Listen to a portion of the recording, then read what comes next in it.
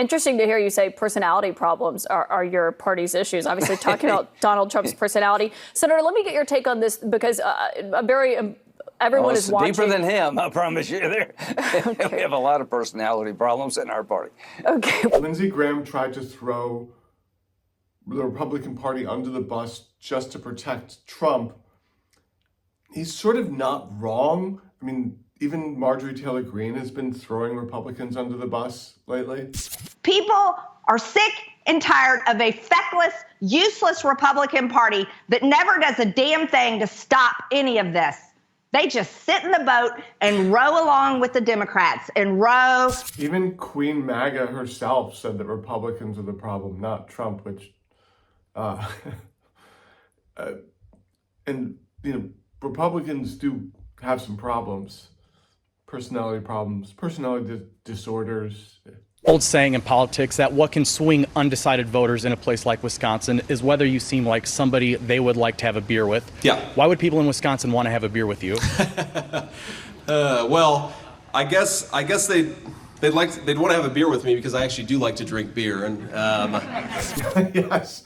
Why should they drink beer with me? Because I like beer. I mean, I like it. What's the problem? I mean, I like beer, everyone.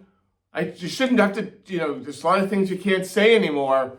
You know, like, you know, I like beer, or, you know, trans people shouldn't exist. Women shouldn't have the right to vote. You know, I'm sorry, what was the question? Okay. Beer. Yeah, why should, yeah.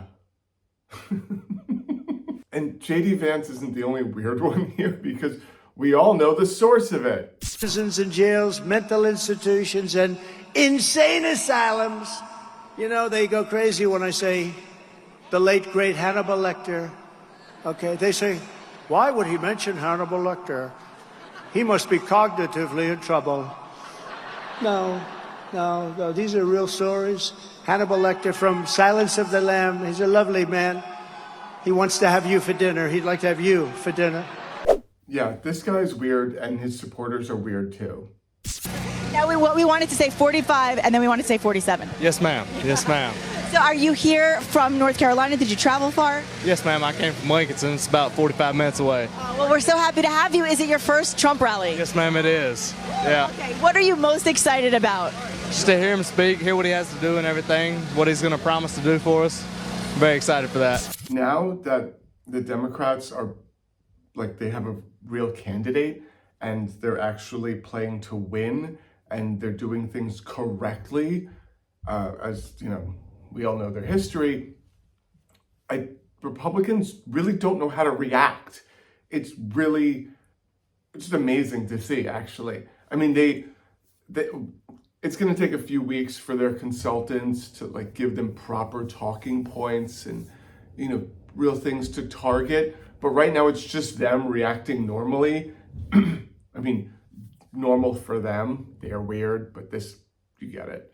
And we're seeing them in, like, their true form, right? Like, consultants did not tell MAGA and the Republican Party to deny that Kamala is black.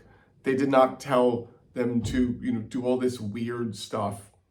You know, consultants might have said to, you know, try and attack Tim Walz's record, his military service record, which didn't work in 2022. Everyone from his state is warning MAGA. They're like, this tactic backfired spectacularly in 2022 when he was going for re-election. So, like, I don't know what y'all think you're doing with this, but it's not going to work this time. We've gotten so used to Biden.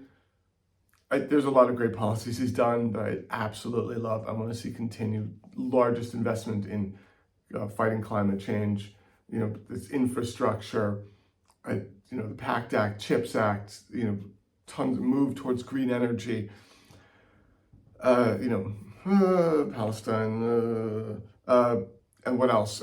Green energy, you know, little pipeline things, you know, like a little too much drilling. However, great policies in a lot of areas across the board. However, you know, he can't campaign The guy can't campaign. He's too old. He can't campaign. He can't clap back. He can't counter message.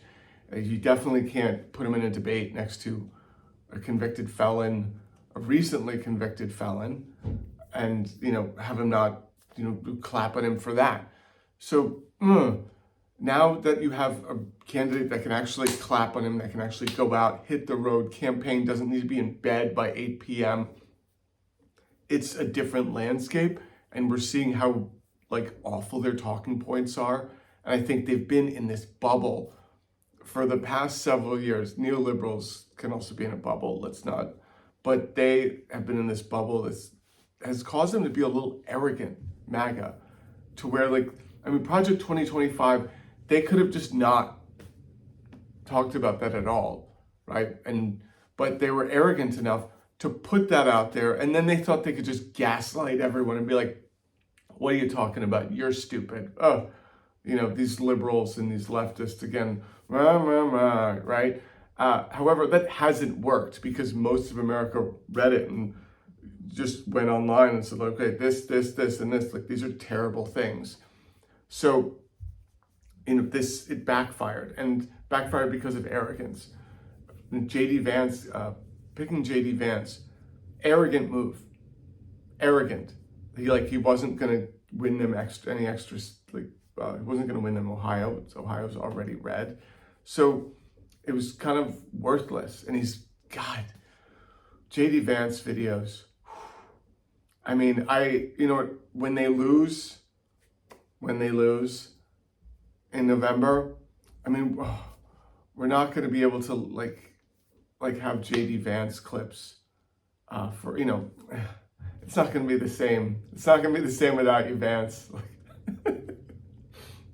God, the one when he walked up to Kamala's Air Force Two and tried to, you know, hijack the press there. So amazing. I had no idea that he was at Ron DeSantis levels of charisma. I mean, it's quite possibly like the best thing Democrats could do is just play clips of J.D. Vance. Just him doing literally anything, right? I mean, DeSantis, you know, I would have loved it if DeSantis was running against Kamala because, you know, DeSantis, you would have heard him just talk like this, and like his very fascist policies that when written down sound awful, but then when he says them, he's like, yeah, so, you know, we're doing, it's the Don't Say Gay bill, but it's really the Parental Rights Act. J.D. Vance is in that similar vein. And it's just a treasure to listen to him talk. I'm really, like, it's going to be a stressful few months leading up to this election, but I mean, we can all take solace in just listening. You know, we're going to get a J.D. Vance clip every day from now until the election. And it's just going to be like,